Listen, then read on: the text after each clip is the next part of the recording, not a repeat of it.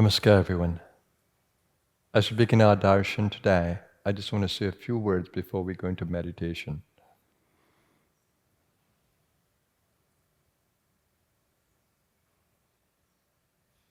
Just to remind you that you are a multidimensional being.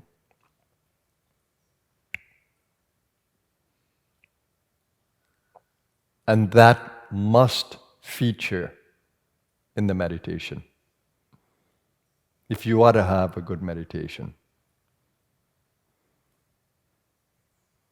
And just because you close your eyes and you center inward, there is no need to become tired, sleepy, sluggish. No. The seer within you, the observing consciousness within you should be alert and vital.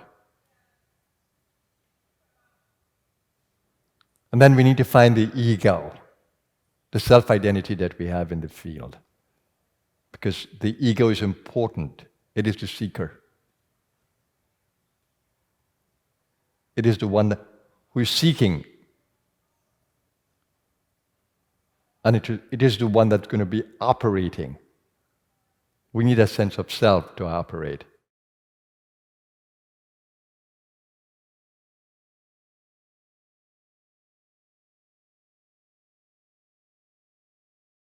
So we need to find that ego within. So in the observing consciousness, we need to be able to observe the ego as well. So observing consciousness in gear,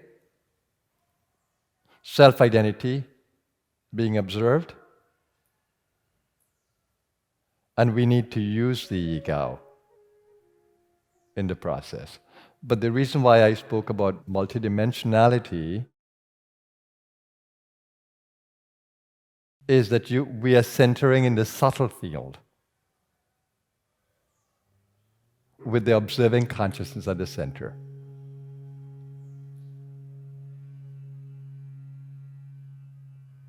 Centering in the subtle body, this you do together with me.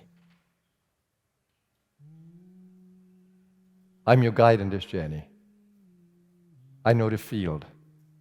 I know the path. So you need to open yourself to the guidance that I'm giving, that you will center in deeper and deeper levels of being in your multidimensionality. And I'm sensitive to the collective energy, so I know where you are collectively.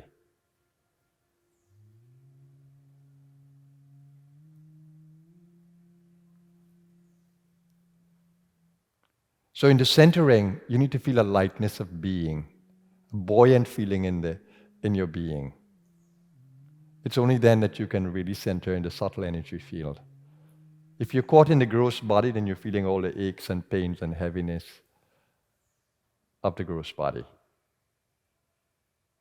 or its vitality at every level. So if you're caught in the gross body, then mentally you need to, in your observing consciousness, center deeper and deeper and deeper. And that's possible in this collective space.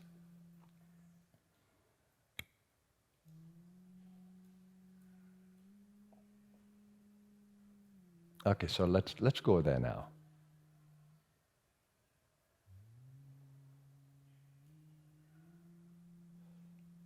So centering in the subtle field requires you experiencing the mental field. Your mind has to be open, expansive, and open to feelings. Gross feeling. How does the body feel? Open to emotions. How is my mood? Open to the thoughts that are in the mind, conscious and subconscious. Are there any preoccupations there? So even though I'm trying to be silent, thoughts of the morning still have their presence, or moods still have their presence.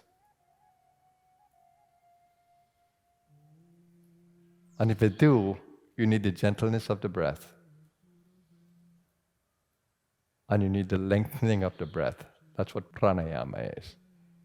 Ayama is to lengthen, to extend. And breath has to be seen as prana. Prana, anapana. You need to move away. You need to go deeper rather in the seeing until you can feel that there's an energy flow behind the breath, the gross breath. And that you can pick up when you really create rhythm in the breathing. No restless breathing.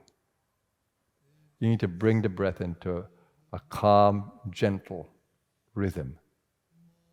And the beauty of prana, apana consciousness is that even though the breath stops, you can still feel the energy movement of the prana or the apana until the breath is ready to come again. And that is magical. So I use my third eye focus. That allows me to stay in flow. And then follow the breath with my awareness. Lengthen the breath.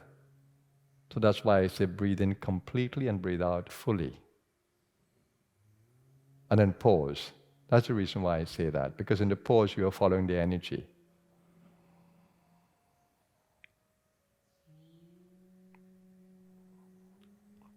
And the breath will help to bring passivity to the senses, calmness.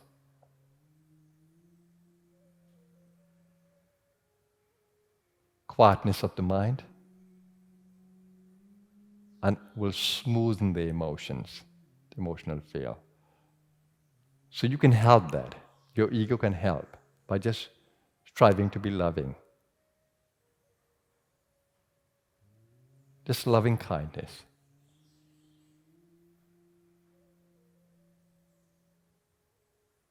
And an open mind, open to new experiences in the field. And this is the practice of meditation, the practice. It becomes an experience when you can feel the evolutionary energy inside of you that's really behind the prana, apana, behind the thought, behind the feeling. There's a power there, a guiding power. We may call it the guru principle.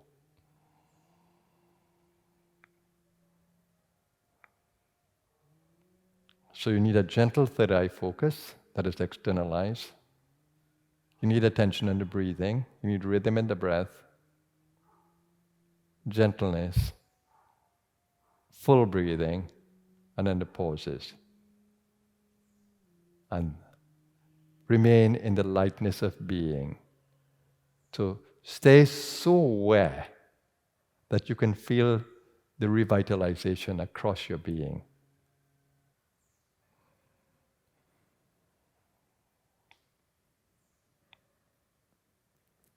And if the head moves, allow it. If the hands move, allow it. Because when you come to your heart, mudras may happen. The head may move.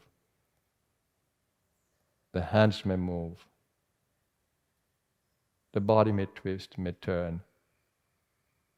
Breath may lengthen on its own.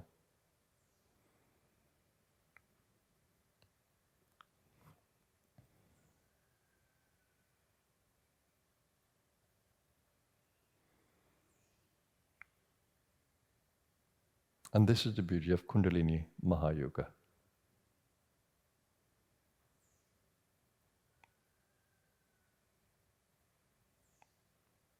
Now just remember, a gentle reminder that we are in each other's field.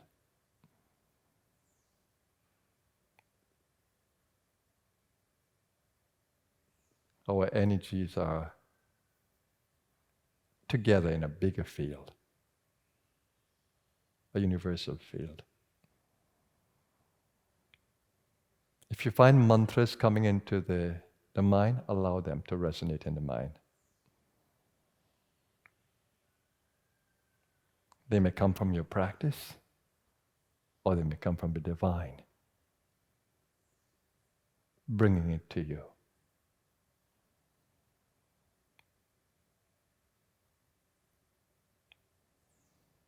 Now, don't allow the mind to become dull. If that happens, bring more oxygen into the brain.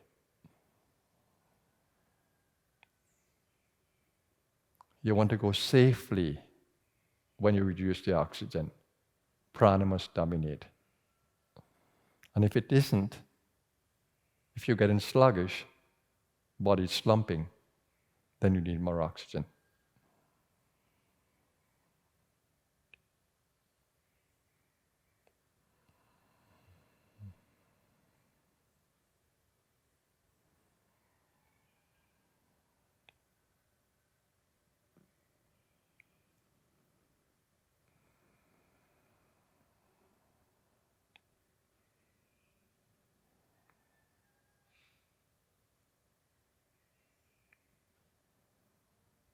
I'm centering in a happy feeling and allowing my entire body to experience this happy feeling from my soul. I know that produces all the right neurotransmitters for well-being.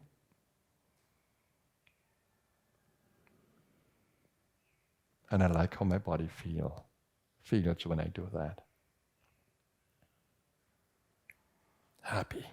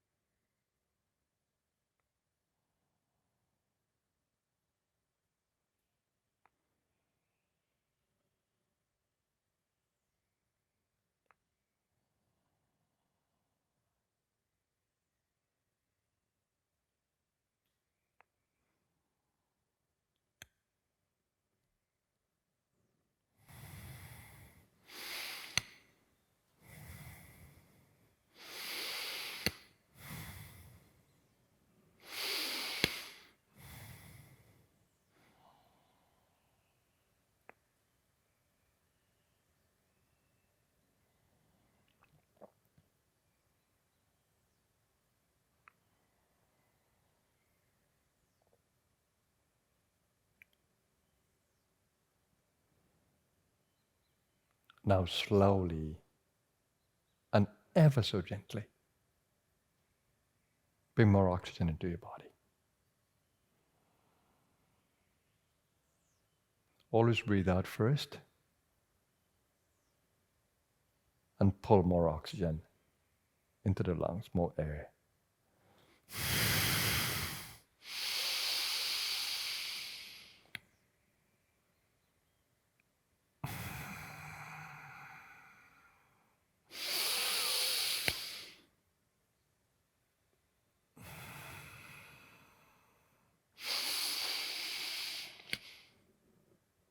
And use the belly, use the chest, intercostal muscles of the rib,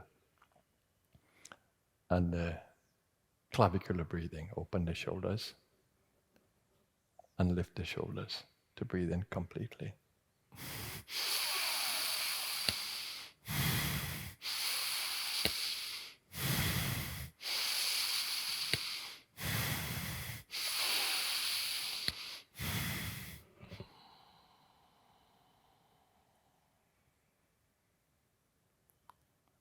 When the brain gets more oxygen, it will become more alert to the world around,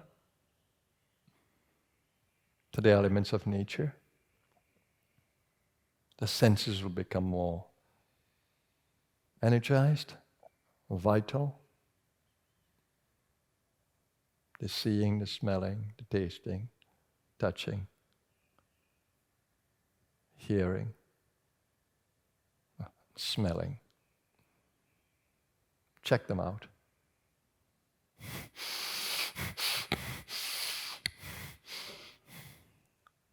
Taste through the mouth, touch through the skin, sensing the light through the eyes.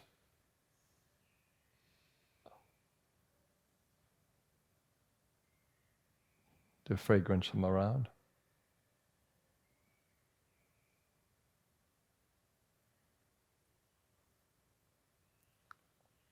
And you keep that process until you feel fully back into the body. And body consciousness also means consciousness of nature around you.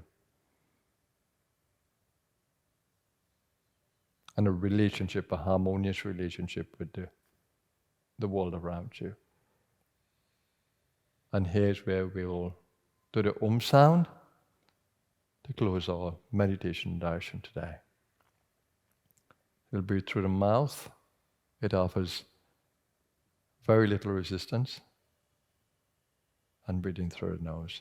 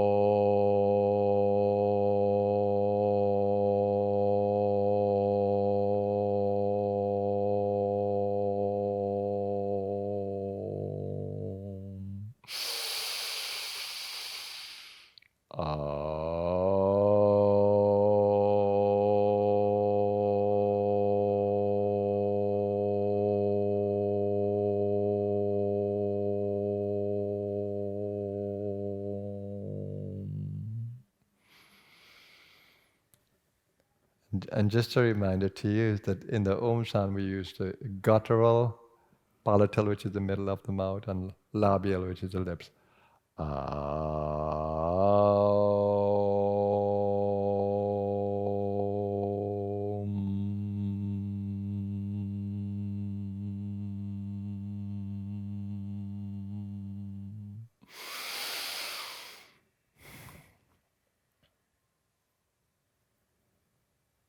So you should feel better now. I hope that you would have seen how I guided the meditation over the different steps. So it's a good meditation process to follow, centering in the subtle body, observing the gross body, revitalizing the gross body, observing the magic of the breath, and being aware of the evolutionary energy behind the breath, behind the mind, behind the emotions, and also observing the vitality of the body and ensuring that it's vital as you step into meditation, and then letting meditation happen in the field. Those are the steps.